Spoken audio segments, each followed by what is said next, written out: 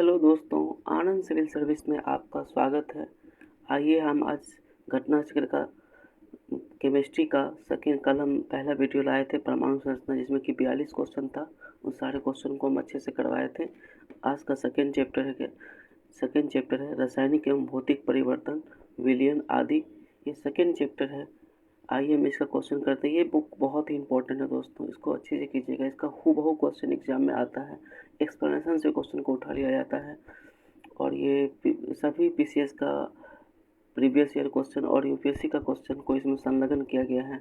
और ये बहुत ही इम्पोर्टेंट बुक है। इसका क्वेश्चन इससे बहुत हूबहू एग्जाम बीपीएससी में क्वेश्चन आता है। ये बहुत ही इंपॉर्टेंट है। बीपीएससी, टीआरई 4, बीएसएससी, सीजीएल 4, ये सब के लिए बहुत ही इंपॉर्टेंट बुक है।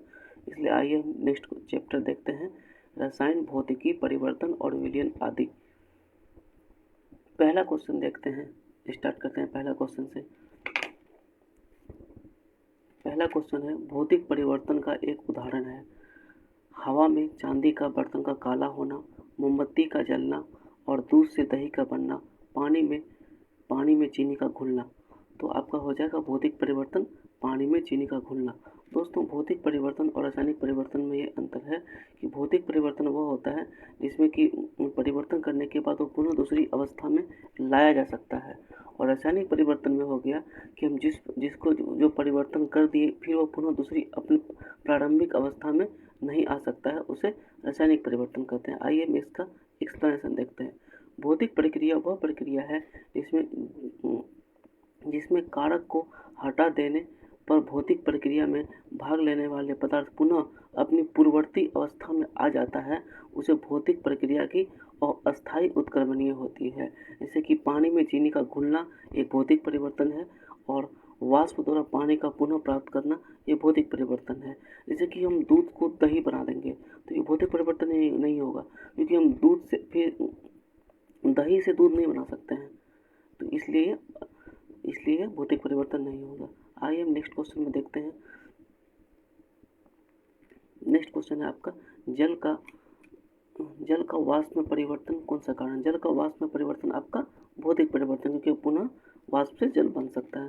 भौतिक परिवर्तन वह कारक होता है इसमें किसी वस्तु अपनी पुरानी अवस्था में छोड़कर नया रूप में परिवर्तित हो जाता है, लेकिन कारक हटा लेने पर वह पुनः वास्तविक रूप धारण कर लेता है, और जल का वाष्प में परिवर्तन भौतिक परिवर्तन कहलाता है। आइए हम नेक्स्ट क्वेश्चन देखते हैं। निम्नलिखित में से कौन सा रासायनिक परिवर्तन का उदाहरण है? प्रिज्म से गुजरने पर श्वेत प्रकाश 7 रंगों में विभक्त होना, सब्जियों को पकाने पर उनका मुलायम हो जाना, और सनी हुई मिट्टी को सूखने पर भंगुर हो जाना। रासायनिक परिवर्तन पूछा है। सब्जी को हम बना लेंगे तो उसको पुनः पूर्व अवस्था में ला सकते हैं? नहीं ला सकते हैं। तो ये हो गया बी नंबर, सब्जी का पकना और उनका मुलायम होना रासायनिक परिवर्तन का उदाहरण है। आइए हम इसका एक्सप्लेनेशन देख लेते हैं। रासायनिक प्रक्रिया वह प्रक्रिया होती है जिसमें कि कारक को हटा देने पर रासायनिक प्रक्रिया में भाग लेने वाले पदार्थ अपनी पूर्ववर्ती अवस्था में नहीं आ सकता है। रासायनिक प्रक्रिया अस्थायी और समानतः अनुत्क्रमणीय होती है। अतः सब्जियों को पकाने पर उनका मुलायम हो जाना रासायनिक प्रक्रिया है। आइए हम नेक्स्ट क्वेश्चन देखते हैं। निम्नलिखित में से कौन सा रासायनिक परिवर्तन के उदाहरण हैं? तो आपका हो जाएगा सोडियम क्लोराइड का क्रिस्टलीकरण, बर्फ का गलना और दूध का अस्कंदन। तो आपका दूध का अस्कंदन जो है आपका रासायनिक परिवर्तन है। बाकी ऊपर वाला दोनों आपका भौतिक परिवर्तन है। बर्फ का गलना और सोडियम क्लोराइड का क्रिस्टलीकरण भौतिक परिवर्तन है आपका। आइए हम इसका एक्सप्लेनेशन देख लेते हैं 4 नंबर क्वेश्चन का। सोडियम क्लोराइड क्रिस्टल बर्फ बनना गलन भौतिक परिवर्तन है, और ऊर्ध्वपातन का भौतिक परिवर्तन उदाहरण है। वाष्पन भी भौतिक परिवर्तन के अंतर्गत आता है। और दूध का अस्कंदन, लोहे में जंग लगना और दूध से दही का बनना, कागज का दहन होना, ये सारा आपका रासायनिक परिवर्तन का उदाहरण है। आइए हम नेक्स्ट क्वेश्चन देखते हैं। विषम का पता लगाएं। तो पहला है क्या हो जाएगा, फल का पकना। दूसरा हो जाएगा सीमेंट का सेटिंग और कोयले का जलना, और उपयुक्त में से एक से अधिक। तो इसका आंसर हो जाएगा उपयुक्त में से कोई नहीं, क्योंकि इसका जो है सारा आपका देखिए, फल का पकना, सीमेंट का सेटिंग, कोयले का जलना, ये सभी रासायनिक परिवर्तन है। तीनों ऑप्शन जो है आपका रासायनिक परिवर्तन का है। और इसमें कोई भौतिक परिवर्तन नहीं है, तो तीनों रासायनिक परिवर्तन। तो इसका विषम पूछा है तो इसके कोई आंसर नहीं होगा, इनमें से कोई नहीं हो जाएगा। 68वीं पेज में पूछा हुआ है दोस्तों, देख ले अच्छे से। उच्चतर स्टेटमेंट कथन कारण है 6 नंबर क्वेश्चन में। कथन है उच्चतर तापमान पर रासायनिक अभिक्रिया तीव्रतर हो जाती है, और कारण है उच्चतर तापमान पर आणविक गति और द्रुत हो जाती है। तो दोनों सही है, उसका व्याख्या करती है। उच्चतर तापमान पर रासायनिक अभिक्रिया तीव्रतर हो जाती है और उच्चतर तापमानों पर आणविक गति द्रुत हो जाती है। दोनों कथन दोस्तों सही है, उसका व्याख्या भी करता है। ये इसका एक्सप्लेनेशन देख लेते हैं दोस्तों। उच्चतर तापमान पर आणविक गति तीव्र हो जाती है।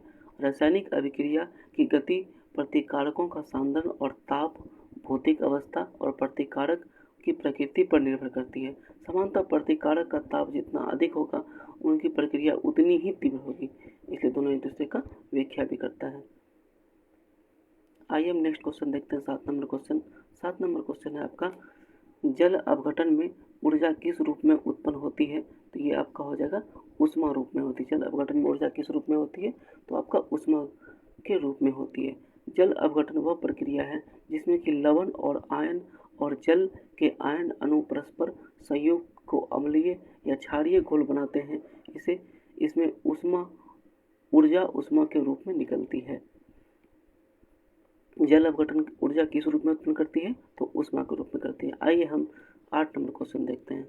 पाश्चीकरण वह प्रक्रिया है जिसमें कि बहुत कम तापमान पर 24 घंटे तक रखा जाता है और दूध 8 घंटे तक गर्म किया जाता है।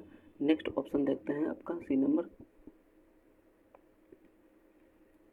सी नंबर है, दूध को पहले बहुत देर तक गर्म किया जाता है और एक निश्चित समय तक अचानक ठंडा कर लिया जाता है। आपका सी नंबर ही आपका आंसर हो जाएगा।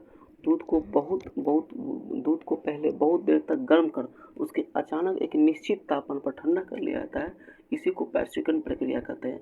आइए हम इसके बारे में डिटेल से पढ़ते हैं। देखो, पाश्चीकरण द्रव खाद्य सामग्री के संरक्षण की विधि है।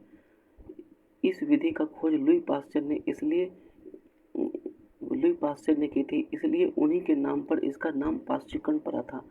और दूध का लगभग 145 डिग्री फ़ारेनहाइट से 150 डिग्री फ़ारेनहाइट तापमान पर 30 मिनट तक गर्म किया जाता है और उसके पश्चात लगभग 55 डिग्री फ़ारेनहाइट पर ठंडा कर दिया जाता है।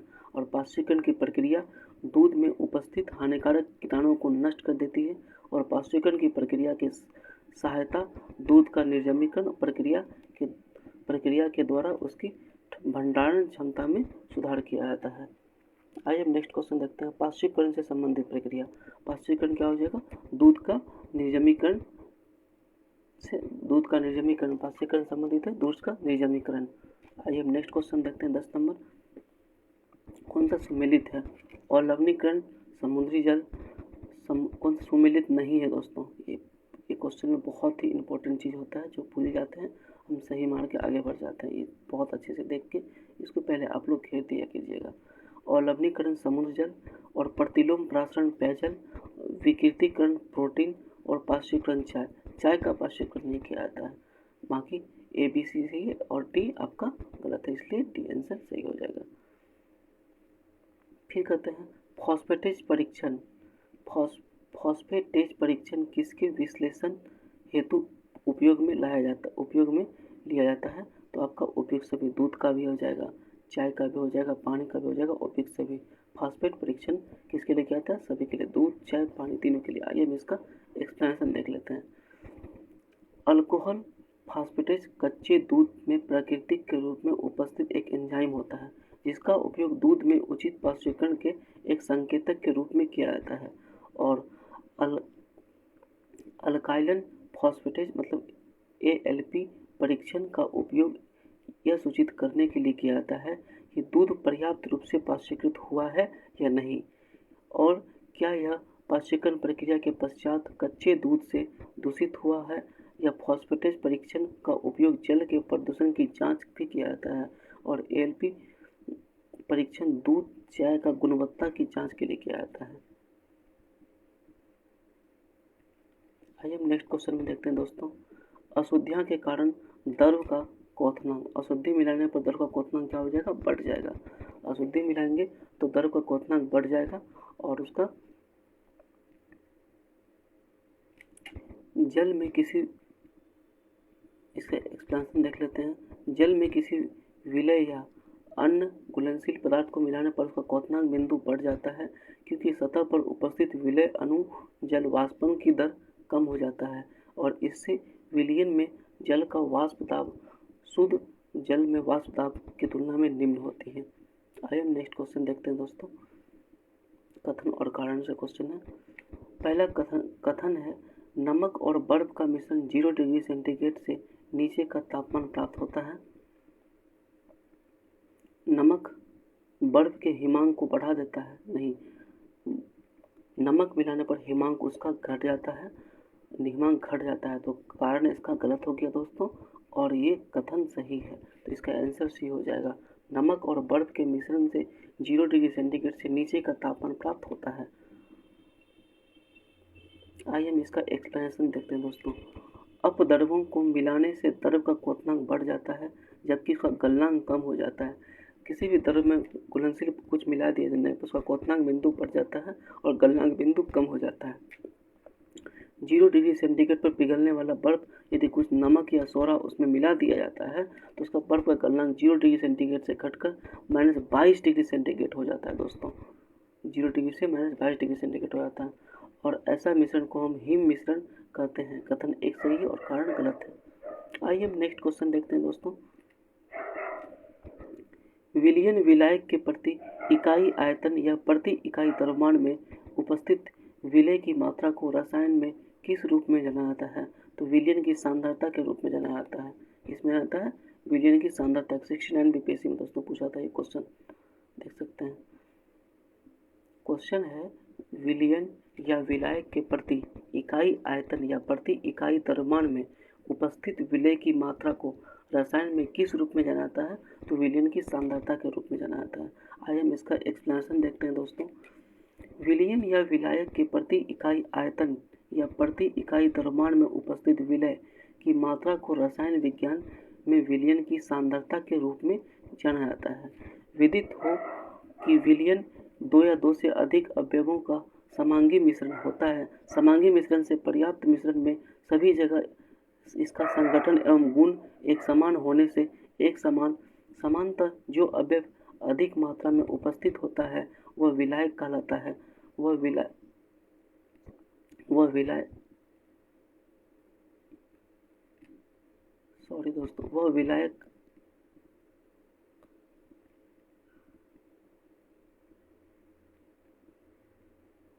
विलायक कहलाता है और विलयन में विलय के अतिरिक्त उपस्थित एक या अधिक अवयव विलय कहलाते हैं।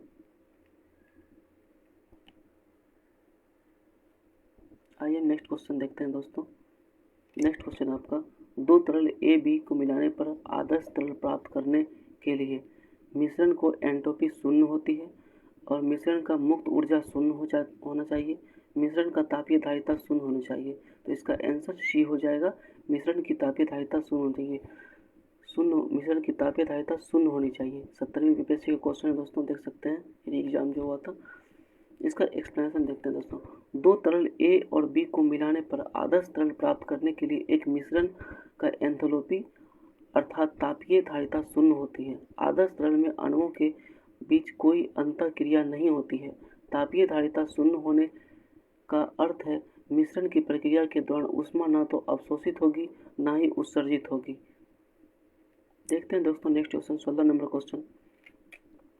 शुद्ध जल में नमक को घोलने से जल का क्वथनांक बिंदु बढ़ जाता है और हिमांक बिंदु घट जाता है।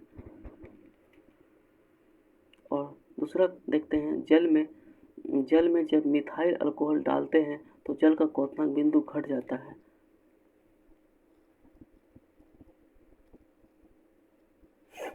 आइए दोस्तों पहले इसका एक्सप्लेनेशन देख लेते हैं।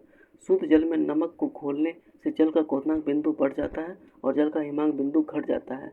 और जल में मिथाइल अल्कोहल डालते हैं तो जल का क्वथनांक बिंदु घट जाता है और यह हाइड्रोजन बॉन्डिंग के कारण होता है। इसलिए इसका आंसर हो जाएगा दोस्तों डी नंबर, 1 और 2 दोनों हो जाएगा। दोनों इसका सही है। शुद्ध जल में नमक घोलने पर क्वथनांक बिंदु बढ़ जाएगा, हिमांक बिंदु घट जाएगा, बिल्कुल सही है। और जल में मिथाइल अल्कोहल डालने पर जल का क्वथनांक बिंदु घट जाता है। इसका आंसर डी हो जाएगा 1 और 2। देखते हैं क्वेश्चन, ये 17वीं यूपीएससी क्वेश्चन है दोस्तों। एक प्रबल विद्युत अपघटय का चालकता होता है, तनुकरण पर घटती है, तनुकरण पर नहीं परिवर्तित होती है, तनुकरण पर थोड़ा परिवर्तित होती है, उपयुक्त में से कोई नहीं। इस क्वेश्चन को बीपीएससी में हटा दिया गया था दोस्तों। इसके आंसर विवादित क्वेश्चन था। देखते हैं इसका एक्सप्लेनेशन दोस्तों। एक प्रबल विद्युत अपघटय को मोलर चालकता उच्च होती है और प्रबल विद्युत अपघटय जल में पूर्ण रूप से आयनित हो जाती है और तनुकरण करने पर इनका आयनन में कोई विशेष वृद्धि नहीं होता है, अतः इसका मोलर चालकता तनुकरण में परिवर्तन नहीं होता है, जबकि विशिष्ट चालकता तनुकरण में घटती है और प्रबल विद्युत अपघटय का उदाहरण है जैसे NCl और KCl आदि। विवादित क्वेश्चन है, इसका एक्सप्लेनेशन अच्छे से समझ ले। एक प्रबल विद्युत अपघटय की चालकता क्या होती है? एक प्रबल विद्युत अपघटय की चालकता मोलर चालकता उच्च होती है और प्रबल विद्युत अपघटय जल में पूर्ण रूप से आयनित हो जाती है और तनुकरण करने पर इनका आयन में कोई विशेष वृद्धि नहीं होती है, अतः इसका मोलर चालकता तनुकरण में परिवर्तन नहीं होता है, तनुकरण में परिवर्तन नहीं होता है और विशिष्ट चालकता तनुकरण पर घटती है और विद्युत अपघटय का उदाहरण है। मतलब ये हो जाएगा आपका घटेगी भी और परिवर्तन भी नहीं होगा, इसलिए 2 आंसर हो जाएगा और इसलिए इसका आंसर क्वेश्चन को हटा दिया गया था दोस्तों। आइए नेक्स्ट क्वेश्चन देखते हैं। दूध एक उदाहरण है। दूध किसका उदाहरण है? दूध एक इमल्सन या पायस का उदाहरण है दोस्तों। एक्सप्लेनेशन देखते हैं। दूध एक पायस इमल्सन का उदाहरण है। इसमें विटामिन सी के अलावा सभी पोषक तत्व रहते हैं। देखते हैं दोस्तों क्वेश्चन नंबर 19 को। दूध इनमें से उदाहरण है। दूध इनमें से इमल्सन का उदाहरण है। दूध इमल्सन का उदाहरण है, डी नंबर इसका आंसर हो जाएगा। आइए हम इसका एक्सप्लेनेशन देखते हैं दोस्तों। दूध प्राकृतिक में पाया जाने वाला पायस इमल्सन का एक उदाहरण है। दूध में इमल्सन के रूप में लगभग 3.5% वसा पाई जाती है और इमल्सन वसा पानी प्रसार का एक रूप है। इमल्सन कोलाइड विलयन का एक उदाहरण है। कोलाइड विलयन प्रक्षेपित पर अवस्था और प्रक्षेपण माध्यम से निर्मित होता है। विलय पदार्थ की तरह घटक या प्रक्षेपित कण जो कि कोलाइड के रूप में रहता है उसे प्रक्षेपित पर अवस्था कहते हैं। वह घटक जिसमें कि प्रक्षेपित पर अवस्था निलंबित रहती है उसे प्रक्षेपण माध्यम के रूप में परिभाषित किया जाता है और कोलाइड विलयन प्रक्षेपण के माध्यम का ही अवस्था और प्रक्षेपित वर्गीकृत की जाती है। कोलाइड का उदाहरण देख लेते हैं दोस्तों। एरोसेल, कोहरा, बादल, कुहासा, धुआं, स्वचालित वाहन, ये सब आपका निथार, ये आपका एरोसेल का उदाहरण है। फोम का उदाहरण देख लेते हैं दोस्तों। फोम का उदाहरण हो जाएगा शेविंग क्रीम। इमल्सन हो जाएगा दूध और फ्रेश क्रीम, आपका इमल्सन का हो जाएगा। सोल हो जाएगा मैग्नीशियम, सिल्क और कीचड़। फोम हो जाएगा आपका रबर और स्पंज। जेल क्या हो जाएगा? जेली, पनीर और मक्खन।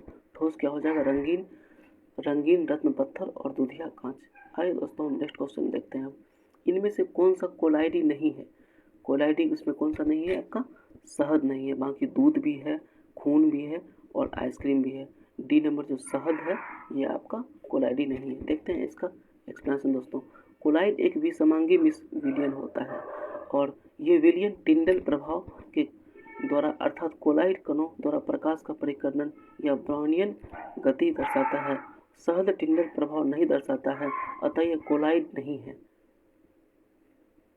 देखते हैं दोस्तों next question 21 number question. 21 number में कोहरा में निम्नलिखित में से कौन सा कोलाइड तंत्र अभिव्यक्त होते हैं? कोहरा होता है गैस और द्रव, क्योंकि पहले वो गैस के रूप में आता है, फिर बाद में द्रव में परिवर्तन होता है। कोहरा हो गया गैस और द्रव। इसका एक्सप्लेनेशन देखते हैं। कोहरा में जलवाष्प संघनन लघु जल बिंदुओं के रूप में होते हैं जो धरातल की दृढ़ता को प्रभावित करते हैं। जब धरातल के नजदीक स्थित वायु का तापमान औसांक तक पहुंच जाता है, जब धरातल के नजदीक स्थित वायु का तापमान औसांक तक पहुंच जाता है तथा हवा ठंडी हो जाती है, जब उसमें उपस्थित जलवाष्प का संघनन वायुमंडलीय धूल कण इत्यादि चारों तरफ हो जाती है, तो संघनित जल बिंदु हल्की होने के कारण उसमें निलंबित रहती है और हवा के साथ स्थानांतरित होती रहती है। आइए हम नेक्स्ट क्वेश्चन देखते हैं। कथन और कारण वाला 22 नंबर क्वेश्चन, एक गिलास पानी में एक गिलास पानी में नमक का घोल समरस होता है। बिल्कुल सही है। कारण देखते हैं, पूरे हिस्से में विभिन्न संगठन वाला घोल समरस होता है। ये गलत है दोस्तों, कथन एक सही है और कारण आपका गलत है। आइए इसका एक्सप्लेनेशन देखते हैं दोस्तों। किसी मिश्रण के दो या दो से अधिक पदार्थों के कण किसी अनुपात में उपस्थित हो सकते हैं।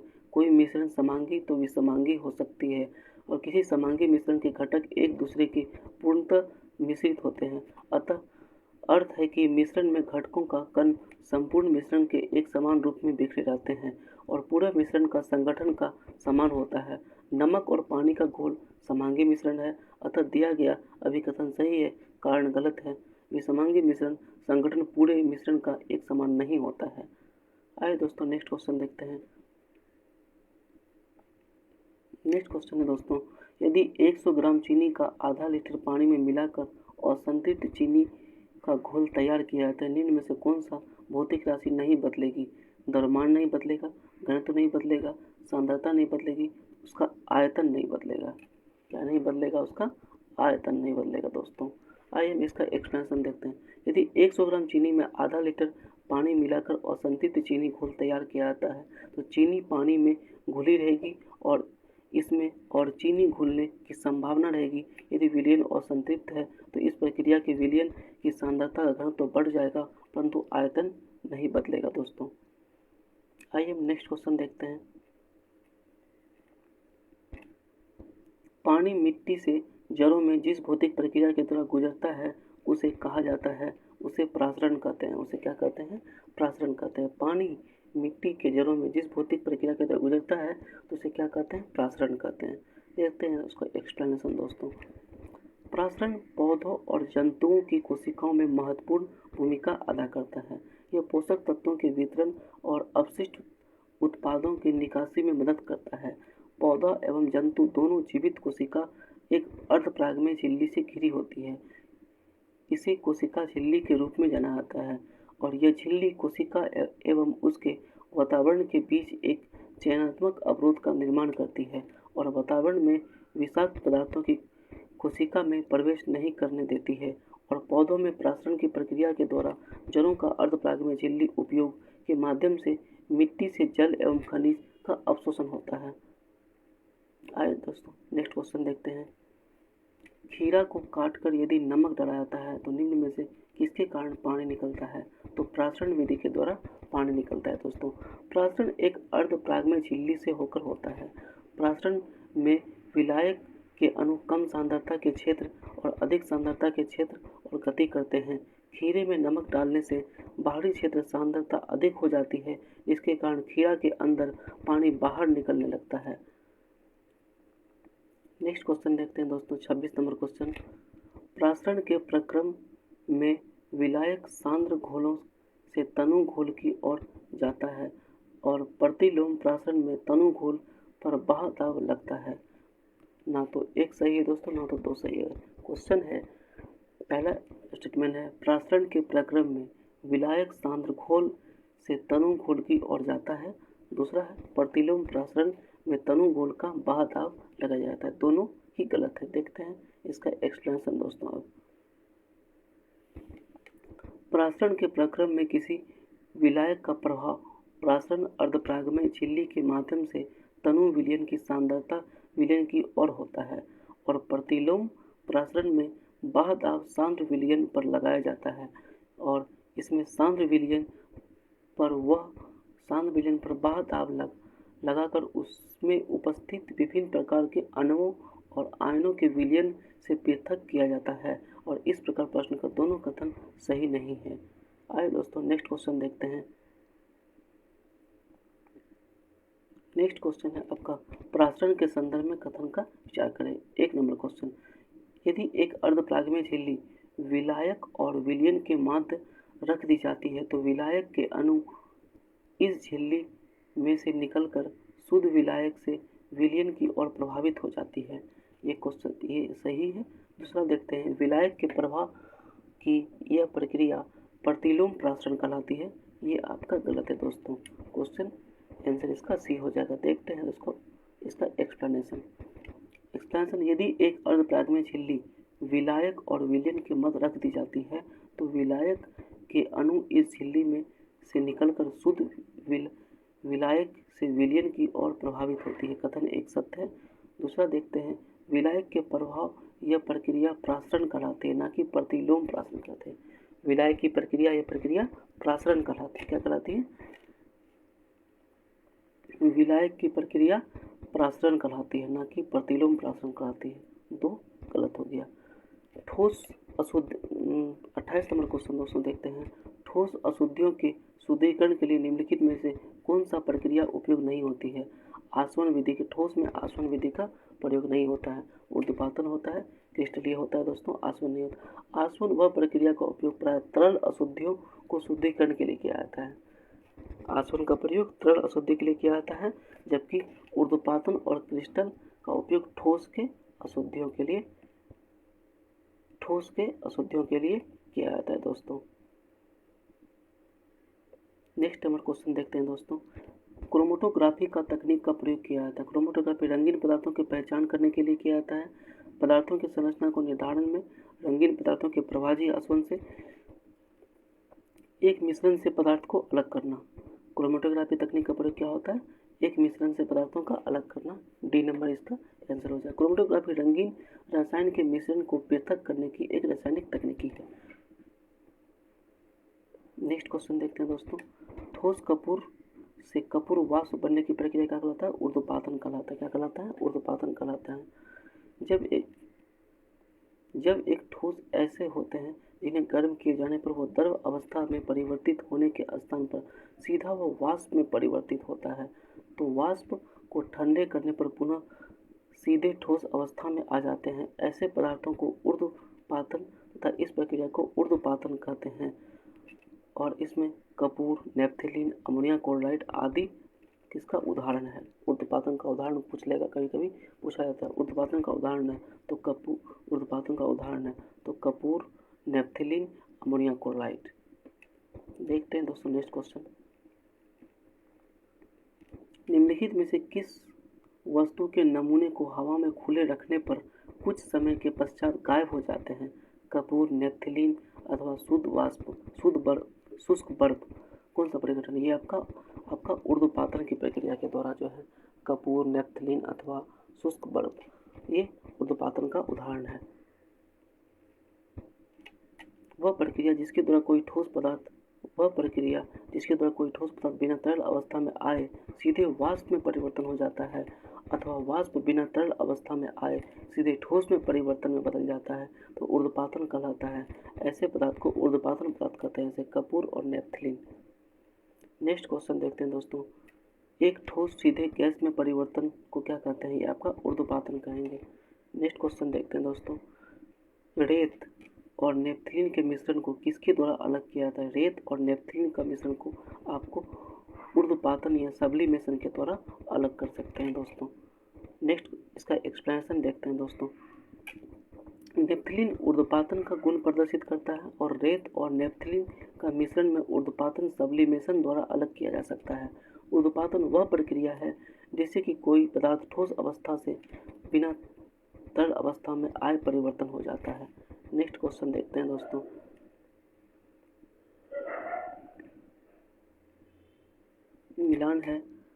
मिलान करना है दोस्तों 2, तो इसका हो जाएगा आपका ये सी नंबर हो जाएगा आपका CaO और Ca अपचयनक हो जाएगा, और ये बी का हो जाएगा आपका NaAlH4 में एल्युमिनियम का अपचयनक हो जाएगा, और 4 में हो जाएगा आपका सी नंबर में जो 4 है ये आपका हो जाएगा MnO2 और Na का अपचयनक हो जाएगा, और 6 में हो जाएगा आपका 2 नंबर दोस्तों। देखते हैं इसका एक्सप्लेनेशन क्या है दोस्तों।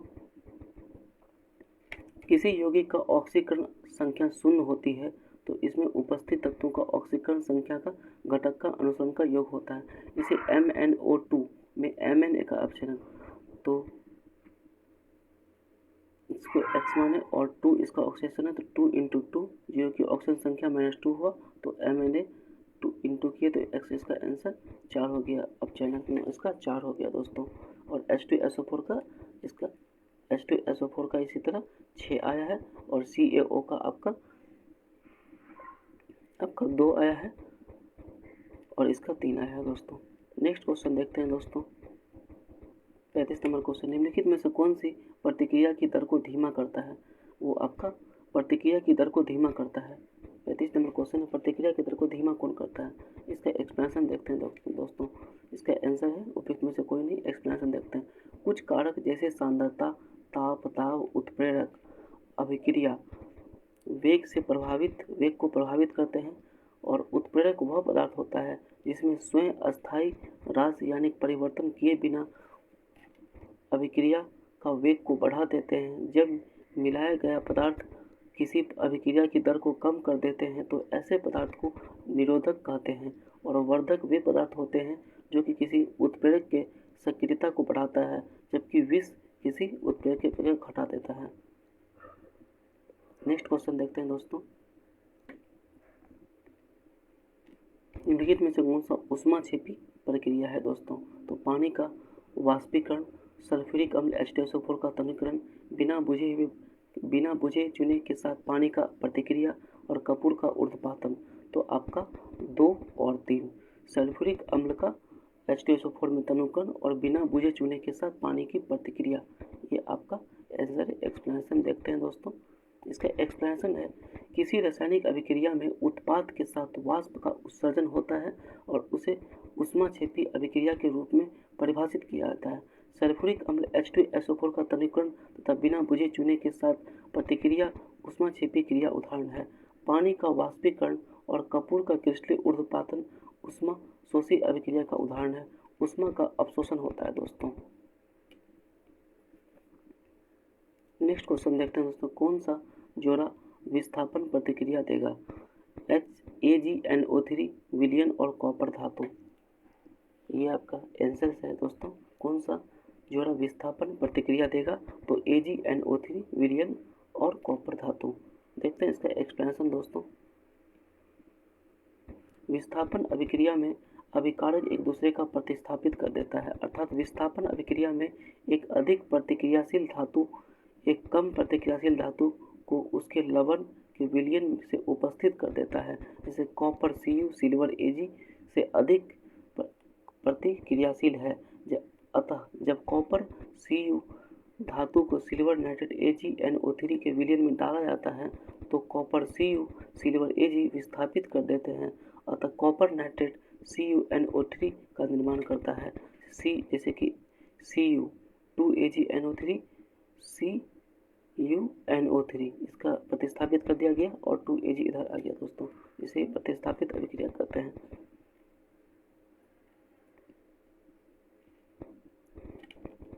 जैसे कि AgNO3 विलयन कॉपर धातु से अभिक्रिया विस्थापन अभिक्रिया का उदाहरण है। जैसे कि AgCu के साथ NO3 प्रतिस्थापित हो गया और 2Ag इधर आ गया। जैसे कॉपर Cu सोडियम से कम प्रतिक्रियाशील है, इसलिए यह सोडियम क्लोराइड NaCl विलयन से सोडियम को विस्थापित नहीं कर सकता है। जैसे कि कॉपर Cu सिल्वर Ag दोनों आयरन Fe से कम प्रतिक्रियाशील है, इसलिए आयरन सल्फेट FeSO4 विलयन से आयरन Fe को विस्थापित नहीं कर सकता है। एल्युमिनियम Al मैग्नीशियम Mg से कम प्रतिक्रियाशील है, इसलिए मैग्नीशियम क्लोराइड MgCl2 विलयन से मैग्नीशियम Mg विस्थापित नहीं कर सकते हैं। नेक्स्ट क्वेश्चन देखते हैं दोस्तों। नेक्स्ट क्वेश्चन, संक्षारण एक उदाहरण है। संक्षारण उदाहरण है सिल्वर का काले रंग में परत बनना। संक्षारण का उदाहरण है सिल्वर में काले रंग का परत बनना, तांबे में हरे रंग का परत बनना और लोहे का भूरे रंग का परत बनना। उपयुक्त तीनों सही है। संक्षारण का तीनों उदाहरण है दोस्तों। नेक्स्ट क्वेश्चन, इसका एक्सप्लेनेशन देखते हैं दोस्तों। वायु अथवा रासायनिक पदार्थ द्वारा धातु के सने क्षय होने का संक्षारण कहलाता है। लोहे पर जंग लगना अर्थात लोहे का पर भूरे रंग का परत बनना, तांबे का हरे रंग का परत बनना और सिल्वर के काले रंग का परत बनना संक्षारण का उदाहरण है दोस्तों। नेक्स्ट, आज का सेशन दोस्तों यहीं पे समाप्त हुआ। शायद 38 क्वेश्चन था 2026 के घटना चक्र में। सभी को हम अच्छी तरह से बताएं। कुछ अगर गलतियां हुई तो इसे कमेंट बॉक्स में बताएं। मिलते हैं नेक्स्ट वीडियो में दोस्तों। जय हिंद। कल कुछ त्रुटियां हुई थी दोस्तों, उसे सुधार करने का हर दिन हम सुधार करने का कोशिश करते हैं दोस्तों। और कुछ त्रुटियां लगे तो उसे कमेंट करें ताकि हम उसको सुधार कर सकें। मिलते हैं नेक्स्ट वीडियो से जल्दी। हम इसका हर डे हम उसका 2 सेशन चलाएंगे। एक हिस्ट्री का सेशन स्टार्ट करने जा रहे हैं दोस्तों, जो कि ताकि एग्ज़ाम से पहले ये ख़त्म कर सके, और हम इसको निश्चित रूप से एग्ज़ाम के पहले ख़त्म करेंगे दोस्तों। जय हिंद दोस्तों। मिलते हैं नेक्स्ट वीडियो में।